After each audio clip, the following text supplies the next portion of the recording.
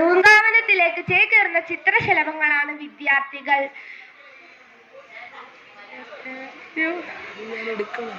വിദ്യാഭ്യാസം എന്നത് കേവലം ഒരു പുസ്തക പഠനം മാത്രമല്ല, അത് ഓരോ വിദ്യാർത്ഥിയുടെയും ഉള്ളിൽ ഒതുങ്ങിയിരിക്കുന്ന കഴിവുകളെ പുറത്തു കൊണ്ടുവരുന്ന ഒരു വിദ്യയാണെന്ന് ടാഗോർ നമ്മെ ഓർമ്മപ്പെടുത്തുന്നു.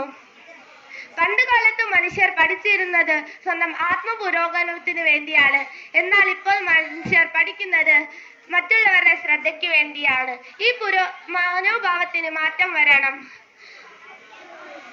പാഠപുസ്തകങ്ങൾ വായിക്കുന്ന താളമേ മറിയൂ, മായ്ക്കുന്നവൻ മറിയില്ല എന്ന അറിവാണ് ആത്മവിദ്യ.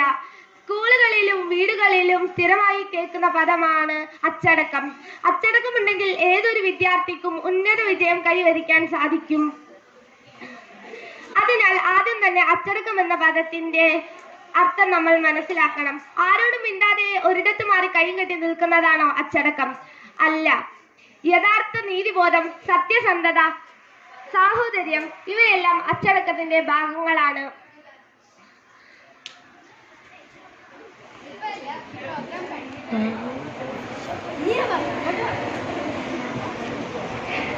കൊച്ചുകുട്ടിയായിരിക്കുമ്പോൾ കുസൃതി കാണിക്കുമ്പോൾ മുതിർന്നവർ പറയുന്നത് കേട്ടിട്ടില്ലേ? ചുട്ടയിലെ ശീലം ചുടല വരെ എന്ന്. ഇതുകൊണ്ട് എന്താണ് ഉദ്ദേശിക്കുന്നത്?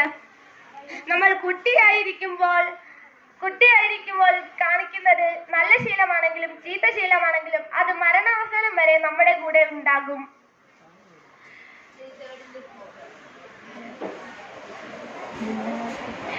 ആദ്യം നമ്മൾ അച്ചടക്കം പഠിക്കുന്നത് നമ്മുടെ വീടുകളിൽ നിന്ന് തന്നെയാണ്.